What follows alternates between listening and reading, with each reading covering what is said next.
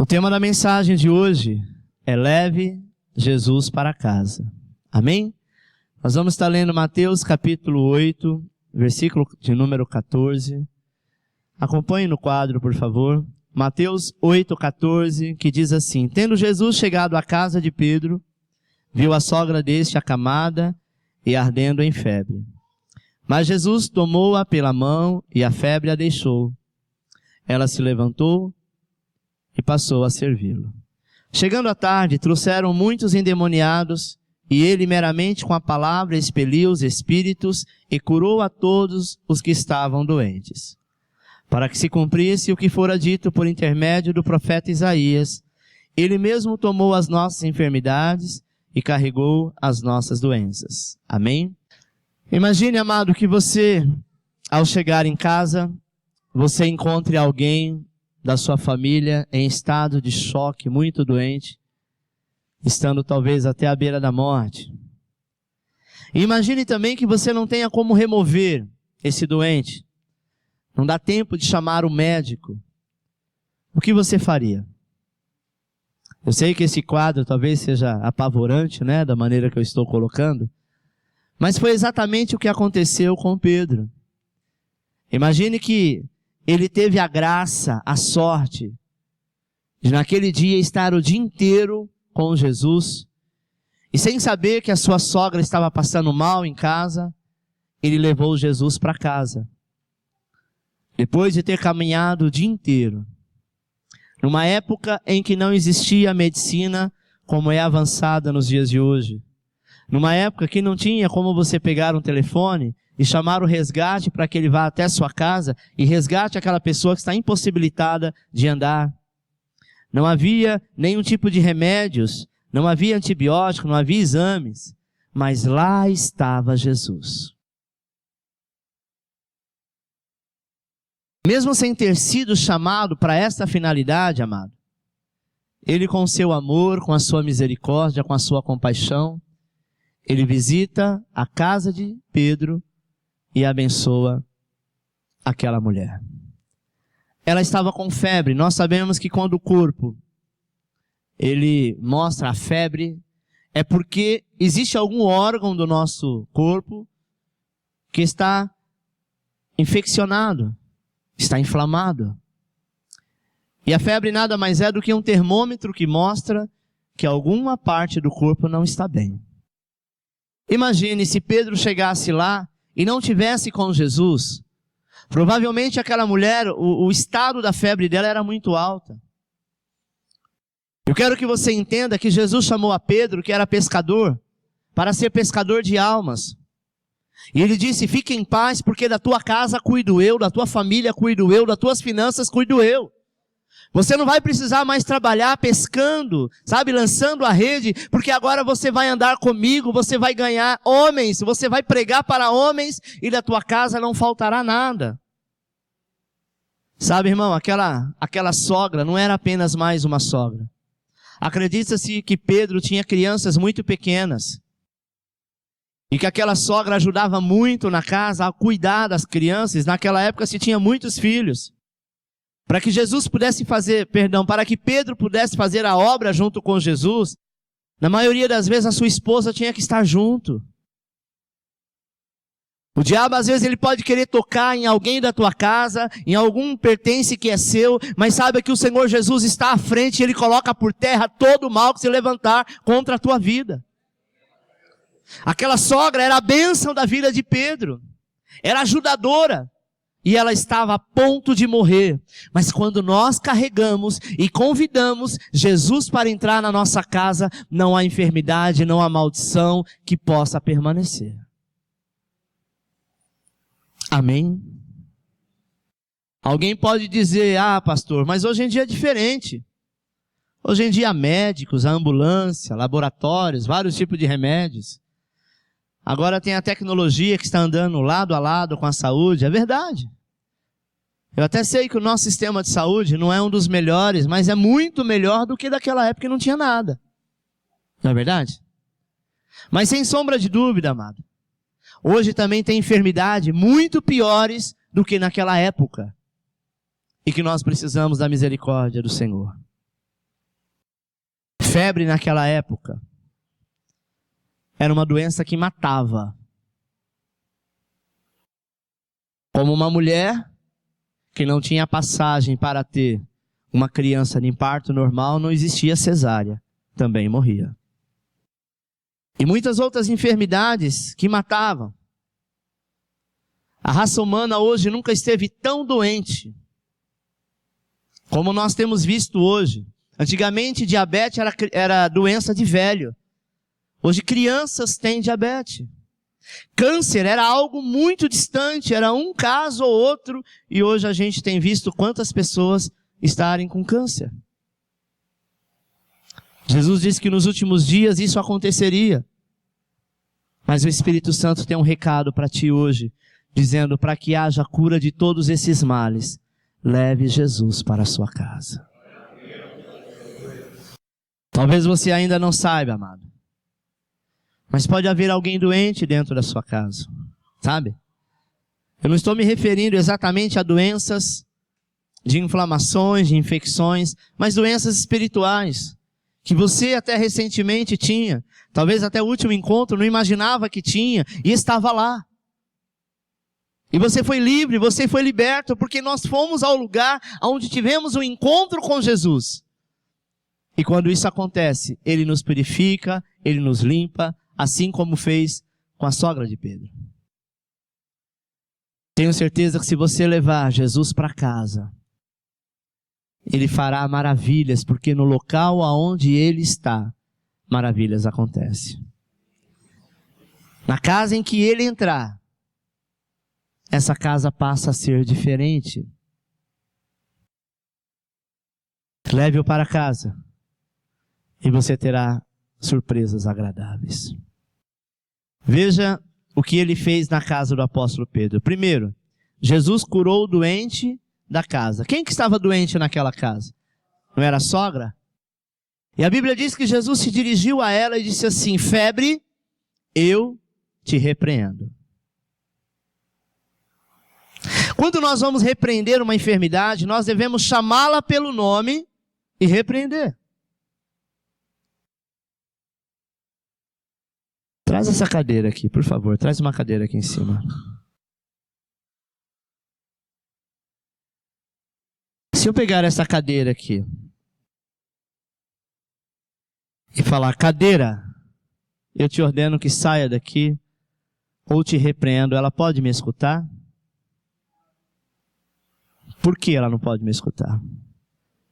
Porque ela não é um ser vivo. Não é? É isso? Todos concordam com isso? Quem concorda, levanta a mão. A maioria.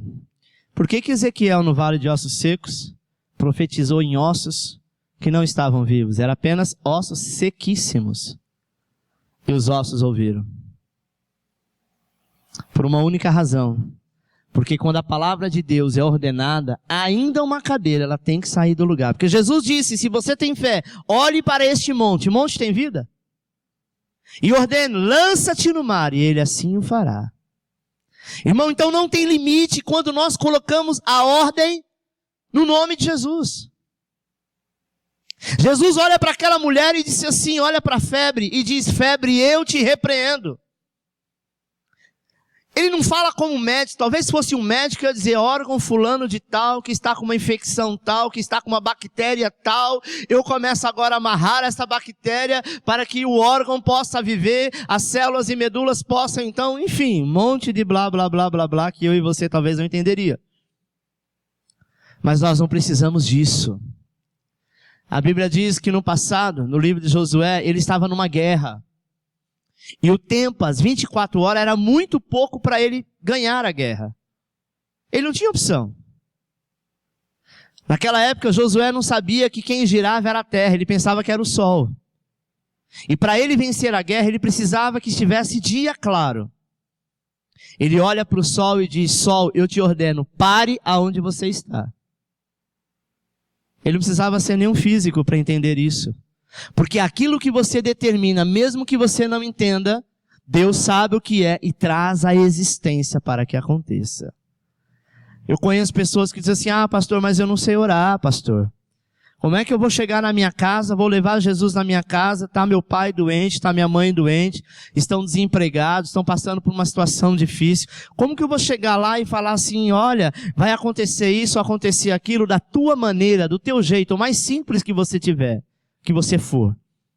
Do jeito que você falar, o teu Deus entende. E Ele traz a realidade daquilo que você pediu. Amém, irmão? Deus não está preocupado com palavras bonitas. Se você olhar no Velho Testamento, quando Naamã foi até o profeta disse assim, vá até o rio e mergulhe 7 vezes. Ele esperava que uma ordem do céu viria, ele traria talvez uma oração poderosa para que algo acontecesse. Deus é simples e na sua simplicidade Ele te ouve. Talvez quando alguém fala, olha, você precisa orar, e você diz, meu Deus, e agora? Eu começo a orar, minha oração não passa de 2 minutos. Eu vejo tantas pessoas orando 5, 10, 15, 20, 1 hora orando, eu não consigo passar de 3 minutos. Eu acho que a minha oração nem sobe diante do Senhor. Aí que você se engana. Quando você ora 2, 3 e você chegou no teu limite, você entregou o teu máximo. Amém? Talvez a sua intimidade não é tão grande, mas o pouco que você faz, o Senhor recebe. Pedro não sabia o que estava acontecendo na tua casa, mas o Espírito Santo já estava o conduzindo para levar Jesus lá e mudar a história. Meu irmão, eu quero profetizar nesta noite, se a sua casa não mudou ainda, a partir de agora ela vai ter muitas mudanças. Assim como você tem sentido na tua vida, assim como você tem sentido dentro de você, se você quiser e você começar a orar dentro da tua casa, talvez de uma maneira tímida, né? Talvez na sua casa nem todos são cristãos, ou não tem ninguém cristão, só você, e às vezes você sente vergonha, ou não tem tanta segurança para isso, ainda que seja lá no banheiro, lá na tua cama, aonde você orar, Deus vai te responder. Sua casa vai começar a mudar. Você vai ouvir os seus pais dizendo, graças a Deus as coisas estão começando a caminhar, começando a andar. Aí você tem autoridade de dizer, é Jesus que eu levei para dentro da minha casa. Amém? Número 2. Jesus transformou a casa de Pedro. Aquela casa ficou mais leve. Mais ou menos o que tem acontecido com você por esses dias. Quem tem se sentido mais leve depois do encontro? Amém? Alguém colocou na tua cabeça que você tem que ficar mais leve? Não, você sentiu porque é real. Sabe? É real isso. É real as pessoas olhar para você e dizer assim, nossa, alguma coisa estranha está acontecendo contigo, você está diferente. Sabe por quê? Porque o brilho de Cristo, você trouxe Jesus para dentro da tua casa, que é o teu coração, que é a morada do Espírito Santo. A mesma coisa você tem essa autoridade para levar para a tua casa. Tem alguém que quando chegou no domingo à noite ou na segunda-feira, ao entrar na tua casa, você sentiu alguma coisa estranha, alguma opressão, alguma coisa do tipo? Além, 1, 2 pessoas, mais alguém? Amado, se você sentir isso, não estranhe. Sabe por quê? Porque quando você voltou para casa, mesmo que não aconteceu nos primeiros dias, e alguma coisa ruim estiver, pare aonde você está. Pastor, eu passei do portão, estou antes do portão, estou próximo da porta de entrada. Eu estou muito próximo do meu quarto. Aonde você estiver, pare aonde você estiver e ordene. Senhor Jesus, eu não aceito nenhum espírito ruim dentro da minha casa. Porque a tua casa é o teu lar, é o teu primeiro céu. Amém? E não tem espaço para coisa ruim. Não tem espaço para olho gordo, não tem espaço para inveja, não tem espaço para obra de macumbaria, porque o Senhor é contigo. E se o Espírito Santo fez você sentir, não é para você ter medo, é para você ter autoridade e expulsar em nome de Jesus. E você vai ver que rapidamente o ambiente volta ao normal. O ambiente volta a ser proporcional de um homem e de uma mulher cheia do Espírito Santo de Deus. Mesmo que lá não tenha ninguém que serve a Deus.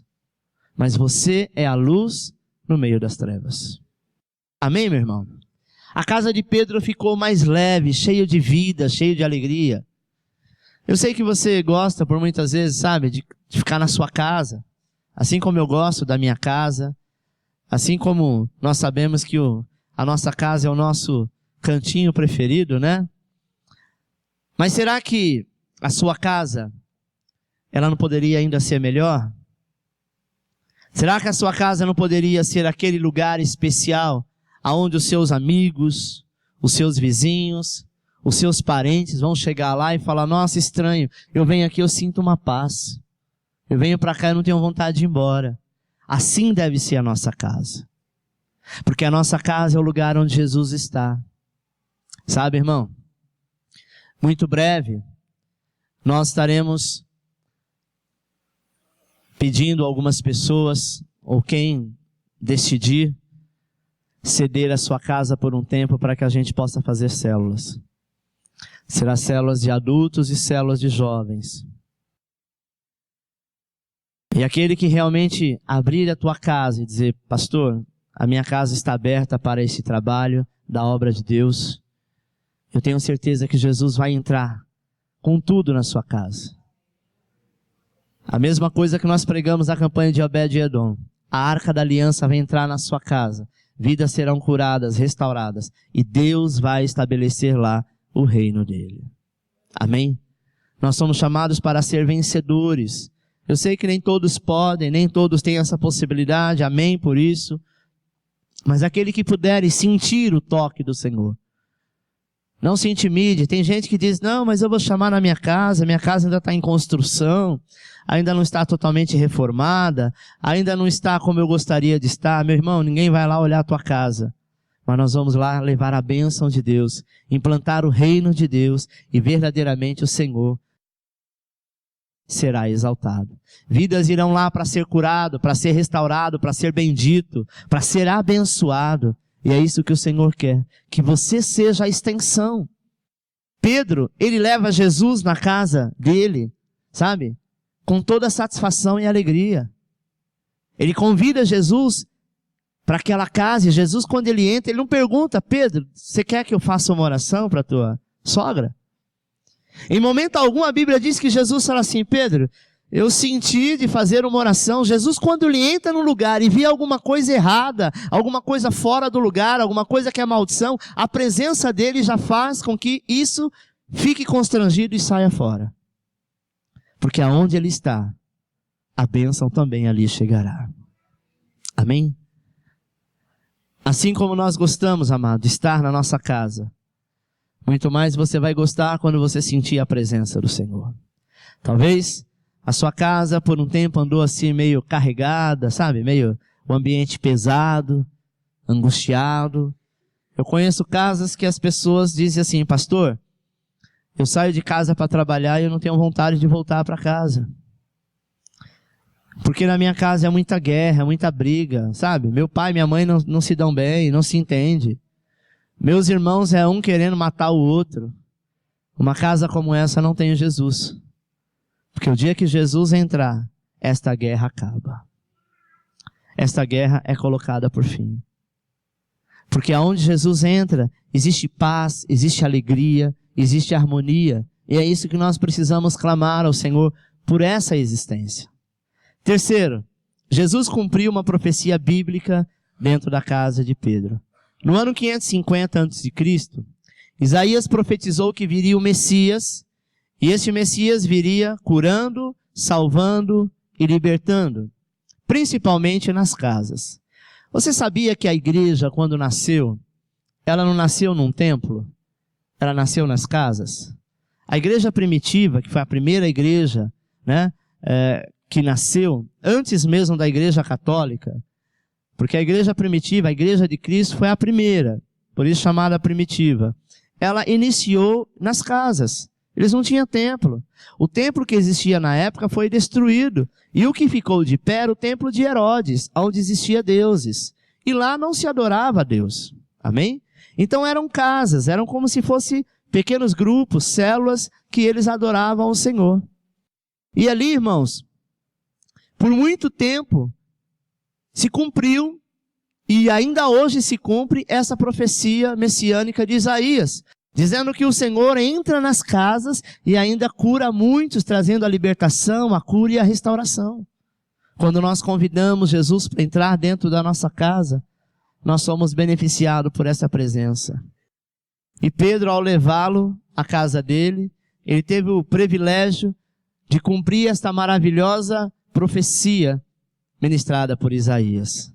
Tem gente que diz assim, pastor, mas eu já fui em tantas igrejas, até hoje meu problema não foi resolvido. Para estas pessoas, eu respondo com uma pergunta.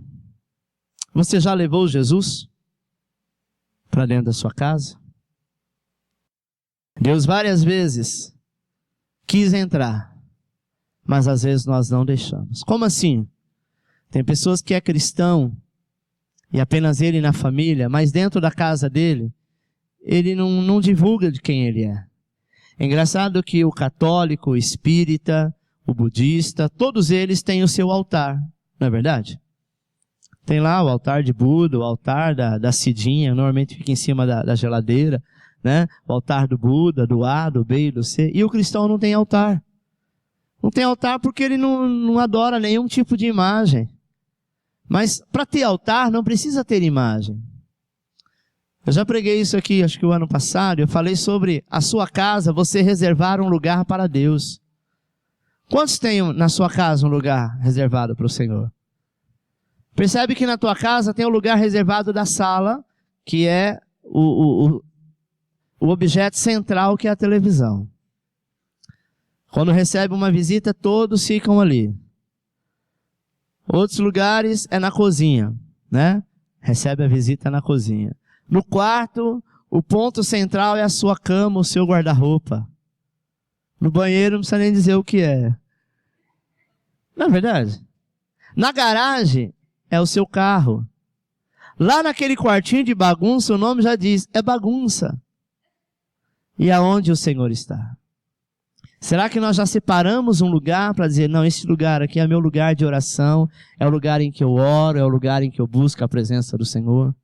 Ainda que seja lá na tua cama, pastor, minha casa é tão pequena, não tem um lugar reservado para Deus. Mas eu dobro meu joelho aqui na hora que eu vou dormir, então aquele é o lugar consagrado, e Deus é simples. Você pode ter certeza, amado, se você levantar um altar na sua casa para o Senhor, todas as pessoas que chegarem próximo a este local vai sentir uma grande diferença, porque lá o Senhor estará. Nós somos altar de Deus, mas nós precisamos, quando vamos falar com Ele fora da igreja, sabe, do templo, nós precisamos de um lugar para falar com Ele, um lugar de intimidade. Não é verdade? Tem gente que só lê jornal no banheiro, lê revista. É o lugar que Ele separou para isso. Sim ou não?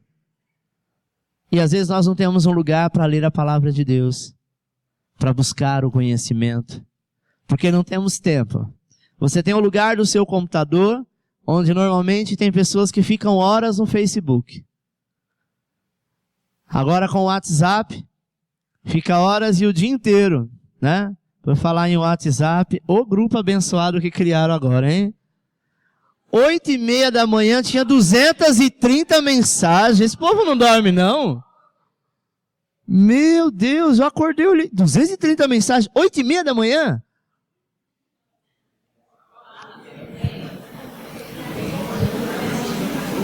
Que bênção! Amém, amados? Eu só acho que tudo que nós temos que fazer tem que ser para a glória do Senhor, né? Não estou aqui criticando nenhuma ferramenta, mas tudo tem que ser para a glória do nome do Senhor. Aquilo que foge do assunto, corta. Porque fugiu hoje, amanhã foge um pouco mais, daqui a pouco perde o sentido. Amém? Então nós temos que ter esse tempo, sabe? Ainda que você fica lá, sem o que fazer, lá no WhatsApp, mande coisas que edificam, a palavra de Deus, louvor, palavra de ordem, né? Nada que fuja disso, nada que seja palavra de ofensa, porque eu não consigo imaginar Jesus ofendendo ninguém. Se fosse nos dias de hoje, e Jesus vivesse hoje, não há 2000 anos atrás, ele viesse nesta época, ele não viria vestido com aquelas roupas que ele vestia, ele estaria de calça jeans e camiseta, porque ele se vestiu da forma que na época se vivia. Era possível que ele tinha um smartphone, talvez ele tinha um Facebook, possivelmente ele falaria no WhatsApp, porque esses são os nossos dias. Jesus não andava, talvez ele não chegaria na cidade, né, de jegue, mas ele tinha o seu carro. Porque esses eram os dias de hoje. Mas será que aquilo que Jesus fazia, naquela época ele faria agora? Com certeza, pregar o reino de Deus, expulsar demônio e abençoar a todos aqueles que vinham a ele. Se ele tivesse um WhatsApp, um Facebook, com certeza ele não iria compartilhar nada que não fosse bênção. Nada que não fosse de Deus. Porque se fosse algo que não fosse do Senhor, conhecendo a Jesus, já viria o sermão dizendo, isso não procede do reino de Deus.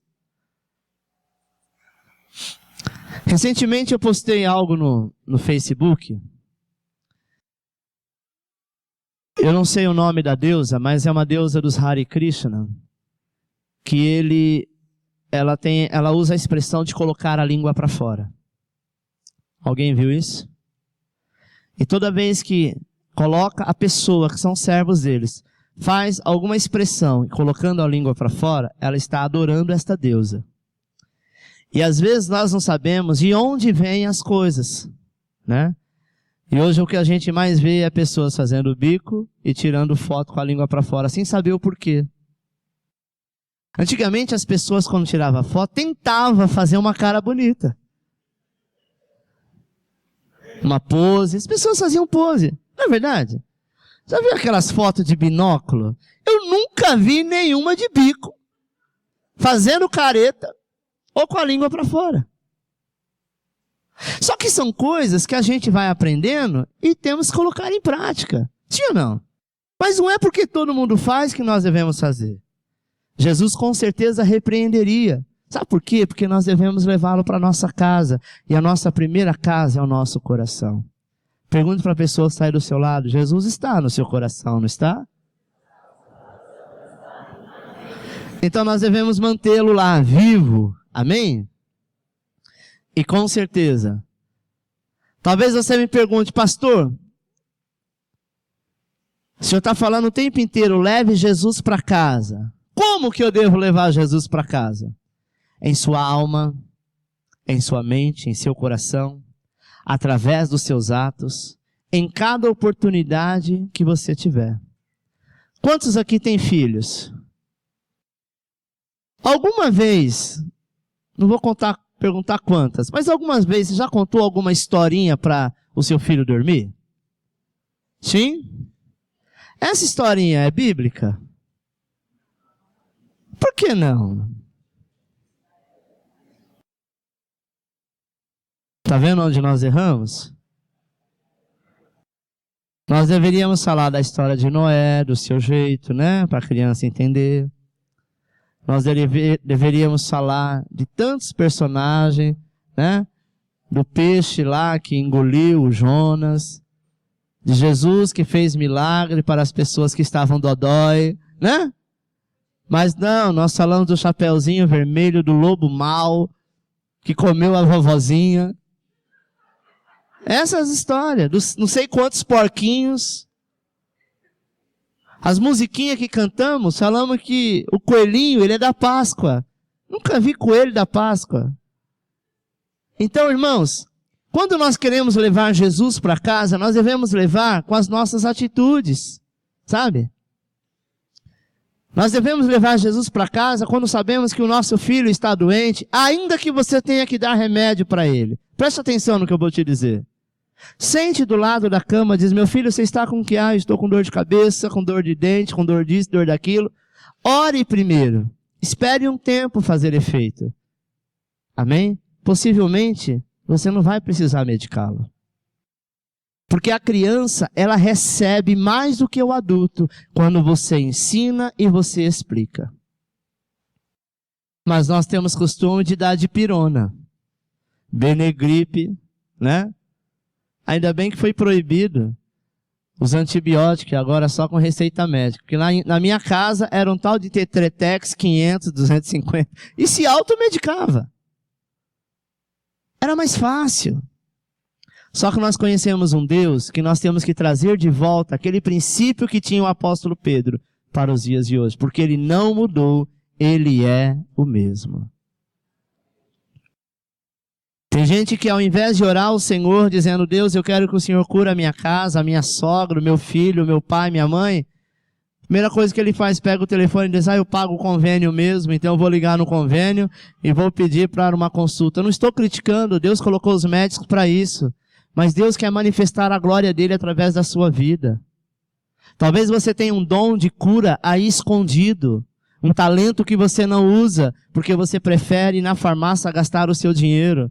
Onde a Bíblia diz que o seu dinheiro você deve gastar com pão. Gastar com pão é com coisas que realmente se aproveitam. Amém? Droga. Remédio é droga. Então, meu irmão, leve Jesus para sua casa, demonstrando o amor do seu modo de viver. Mostre para a sua família que hoje você tem paz e alegria, porque Jesus está contigo. E se você, aonde você morar, Ele entrará na tua casa. Amém? Curve a sua cabeça, eu quero orar por você.